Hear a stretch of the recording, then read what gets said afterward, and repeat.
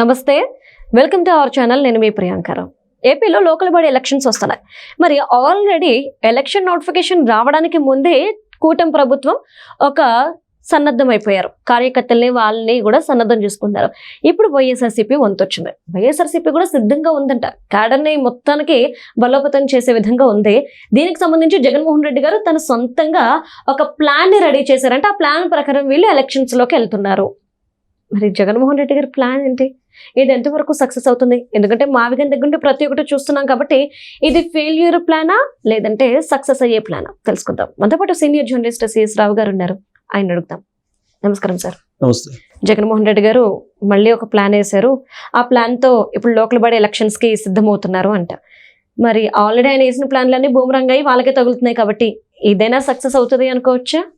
అంటే సక్సెస్ అయినా కాకపోయినా ఒక రాజకీయ పార్టీ ఎలక్షన్స్ కి అయితే సిద్ధం కావాలి కదా. ఒక వ్యూహం అనేది ఒక కంపల్సరీ వ్యూహం ఉండాలి.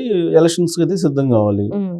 స్థానిక సంస్థల ఎన్నికలకి సెప్టెంబర్ లో సిద్ధమవుతున్నాం అని చెప్పి ప్రభుత్వం నుంచి సంకేతాలు వచ్చాయి. సెప్టెంబర్ కల్లా లోకల్ బాడీ ఎలక్షన్స్కి వెళ్ళిపోదాము, ఈ ఓటర్ల సవరణ అంతా అయిపోయిన తర్వాత ఇమీడియట్గా వెళ్ళిపోదాము, ఎలక్షన్కి రెడీగా అని చెప్పేసి ఆల్రెడీ ఒక మీటింగ్ కూడా పెట్టుకున్నారు. కూటమి సమన్వయ కమిటీ మీటింగ్ కూడా పెట్టుకున్నారు. ఫర్దర్గా ఎలాంటి డిస్టర్బెన్స్ లేకుండా కూటమి అభ్యర్థుల్ని ఎక్కడెక్కడ ఎంతమందిని పెట్టుకోవాలి ఏంటి అనేది మాట్లాడుకుంటారు. సో సన్నద్ధం అవుతుంది. ఇటువైపు నుంచి సన్నద్ధం అవుతున్నప్పుడు అటువైపు నుంచి ఏదో ఒక మూమెంట్ అయితే ఇవ్వాలి కదా.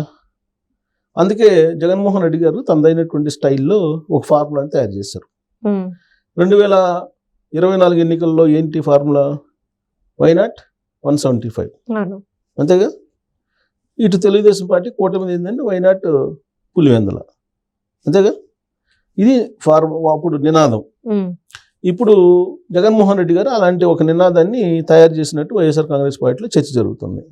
ఏంటి ఆ నినాదం అంటే వైనాట్ నామినేషన్. వైనాట్ నామినేషన్ అంటే నామినేషన్లు వేయటానికి చాలా చోట్ల ముందుకు రాదు అనేటువంటి విషయాన్ని ముందుగానే గ్రహించినట్టు అనిపిస్తుంది ఆ స్లోగన్ వింటుంటే. వైనాట్ నామినేషన్ అని ఎందుకంటే నియోజకవర్గాల ఇన్ఛార్జీలు ఉన్నారు కదా, వాళ్ళకి స్ట్రిక్ట్గా వార్నింగ్ ఇచ్చారట. ఏమి ఇచ్చారు? ఎక్కడైనా సరే నామినేషన్ పడకుండా ఉంటే దానికి మిమ్మల్ని బాధ్యులు చేస్తా, మిమ్మల్ని ఇన్ఛార్జిని తీసేస్తా అని చెప్పి వార్నింగ్ ఇచ్చారంట. అంటే నామినేషన్లు పడవు, నామినేషన్లు కూడా కొన్ని చోట్ల వేయడానికి వైఎస్ఆర్ కాంగ్రెస్ పార్టీ వాళ్ళు ముందుకు రారు అనే దాన్ని ఇండైరెక్ట్గా ఆయనే కొన్ని సంకేతాలు ఇచ్చేసినట్టు అనిపించింది ఆ స్టేట్మెంట్ తోటి.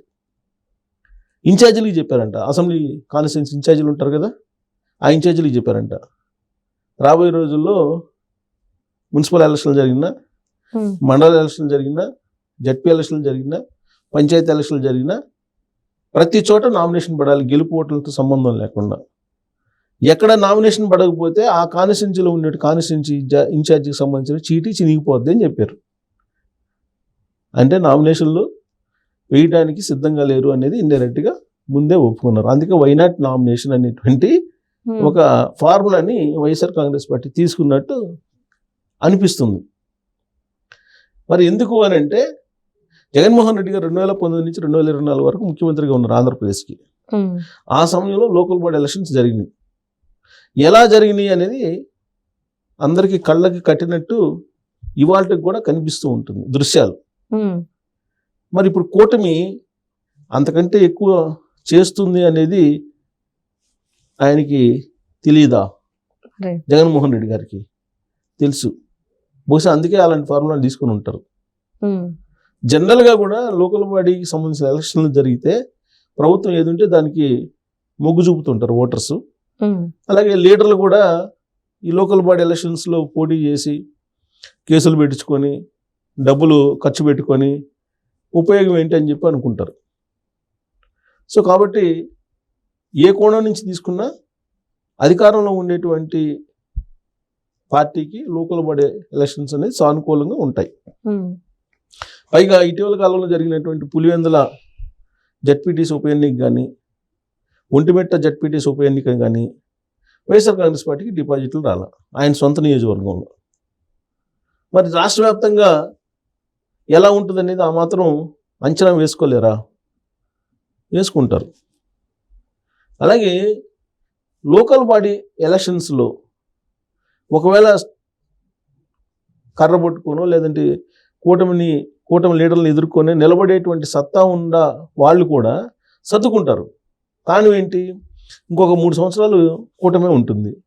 ఉన్నప్పుడు వాళ్ళ ఆర్థిక మూలాలు ఏవైతే ఉంటాయో అవి బలహీనపడతాయి. ప్రభుత్వాన్ని వ్యతిరేకించి ఉండలేరు. ప్రభుత్వంతో లైజనింగ్ ఉంటేనే ఆర్థికంగా వాళ్ళు ఎదిగే అవకాశం ఉంటుంది. కాంట్రాక్ట్లో లేదంటే ఇతరతర పనులు లేదంటే ఇంకోటో చేయించుకోవడానికి. ఇవాళ పరిస్థితి ఏంటి, రాజకీయాలు మారిపోయినాయి. ఒకప్పుడు రాజకీయాలు, గ్రూప్ రాజకీయాలు, ఫ్యాక్షన్ రాజకీయాలు ఇవన్నీ ఉండేవి.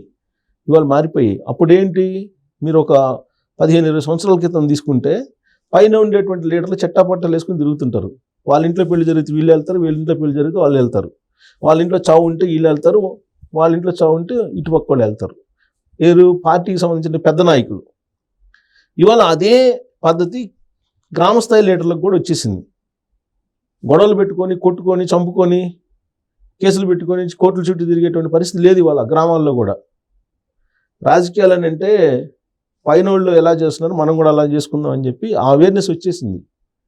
కాబట్టి రాబోయే రోజుల్లో స్థానిక సంస్థల ఎన్నికలు అనేవి కూటమికి వన్ సైడ్ అనేది వైఎస్ఆర్ కాంగ్రెస్ పార్టీకి తెలియనటువంటి అంశం కాకపోవచ్చు. అందుకే నామినేషన్ ప్రతి చోట వేయించాలి మీరు అని చెప్పి ఇప్పటి నుంచే జగన్మోహన్ రెడ్డి గారు చెబుతున్నారంటే, ఇప్పుడు ఇంతవరకు స్థానిక సంస్థలకు సంబంధించినటువంటి స్టెప్ ఇంకా పడలా. జస్ట్ కూటమి ఏంటంటే ఒక మీటింగ్ పెట్టుకుంది, అంతే. ఈ సర్ర అయిపోయిన తర్వాత మనం ఎలక్షన్కి వెళ్దామని. దానికే ఈ విధంగా ఆయన స్టేట్మెంట్లు ఇస్తున్నారు, లేదంటే దిశానిర్దేశం చేస్తున్నారు క్యాడర్కి అని అంటే జరగబోయేటువంటి పరిణామాలు ఏంటి అనేది పూర్తి స్థాయిలో అవగాహన ఉండి ఉంటుంది. పైగా ఇప్పుడు మొత్తం 127 మున్సిపాలిటీలు ఉన్నాయి. ఈ 127కి సంబంధించి మున్సిపాలిటీ కానీ ఇతర అన్నీ కూడా కార్పొరేషన్లు కానీ ఇతర స్థానిక సంస్థలు వీటన్నిటికీ 23 కోర్టులో కూడా పెండింగ్ ఉన్నాయి. ఆ కోర్టులో పెండింగ్లో ఉన్నటువంటి వాటిని కూడా రివోక్ చేయించి అన్నిటికీ ఒకేసారి ఎలక్షన్ పెట్టాలనేటువంటి నిర్ణయం కూడా రాష్ట్ర ప్రభుత్వం తీసుకుంటుంది. అంటే చాలా వేగంగా అడుగులు వేస్తుంది. మరోవైపు ఏంటంటే సంక్షేమం, అభివృద్ధి రెండు జరుగుతున్నాయి రాష్ట్రంలో. ఇప్పుడు చంద్రబాబు నాయుడు గారు 2024లో ఏదైతే చెప్పారో అవన్నీ అమలు చేస్తున్నారు. ఉచిత బస్సు అమలు చేస్తున్నారు, సిలిండర్లు ఉచితం అమలు చేస్తున్నారు, తల్లికి వందనం 22వ తారీఖు పడింది అందరికీ, దాదాపు 10,000 కోట్లకు పైగా ఇచ్చారు. స్టూడెంట్స్ దాదాపు 64 లక్షల మంది ఏమో బెనిఫిట్ పొందారు, తల్లులు 47 లక్షల మంది ఏమో బెనిఫిట్ పొందారు. అవునా? సో ఇవన్నీ అమలు చేస్తున్నారు. అన్నదాత సుఖీభావ పడుతుంది, స్త్రీ శక్తి పథకం కదా అన్నీ ఇస్తున్నారు. కాబట్టి ప్రజలు కూడా ఈ ప్రభుత్వం వైపున నిలబడేదానికి అవకాశం ఉంటుంది. ఒకవేళ ప్రభుత్వాన్ని సపోర్ట్ చేయకపోతే రాబోయే రోజుల్లో అభివృద్ధి వేగం కాదు అనేటువంటి భావన ప్రజల్లో ఉంటుంది కదా. సో కాబట్టి ఈ ప్రభుత్వాన్ని సపోర్ట్ చేస్తారు. కాబట్టి రాబోయే రోజుల్లో వైఎస్ఆర్ కాంగ్రెస్ పార్టీ స్థానిక సంస్థల ఎన్నికల్లో ఎలాంటి పరిస్థితిని ఫేస్ చేయబోతుంది అనేది క్లారిటీ ఉంది. అందుకే ఒకప్పుడు వైనాట్ 175 అన్నటువంటి వైఎస్ఆర్ కాంగ్రెస్ పార్టీ ఇప్పుడు వైనాట్ నామినేషన్ అనేటువంటి దానికి వచ్చేసింది. సో నామినేషన్లు వేసేదానికి కూడా ధైర్యం నుంచి కొన్ని చోట్ల అనేది బాగా అవగాహన ఉంది. నామినేషన్ వేసిన ఎలక్షన్ రిజల్ట్ ఎలా ఉంటాయి అనేది కూడా వాళ్ళకి తెలియనట్టు అంశం కదా. రాజకీయ పార్టీలకి ముందే తెలుస్తుందండి పబ్లిక్ పాలసీ ఎలా ఉంది, ప్రజాక్షేత్రంలో మనం వెళ్ళొచ్చా, ఒకవేళ వెళ్తే పరిస్థితి ఏంటి అనేది వాళ్ళకి అవగాహన ఉంటుంది. అవగాహన లేక కాదు, అవగాహనతోటే వాళ్ళు రాజకీయాలు చేస్తుంటారు. సో అందుకే వాళ్ళు మాట్లాడేటువంటి మాట లేదంటే వాళ్ళు ఇచ్చేటువంటి దిశానిర్దేశాన్ని బట్టి మనం అంచనా వేయచ్చు. లోకల్ బాడీ ఎలక్షన్స్లో వైఎస్ఆర్ కాంగ్రెస్ పార్టీ ఎలా ఉండబోతుంది అనేది జగన్మోహన్ రెడ్డి గారు ఇండైరెక్ట్గా సంకేతాలు ఇచ్చినట్టు ఆయన మాటల్లో అనిపిస్తుంది. Right. Thank you so much sir.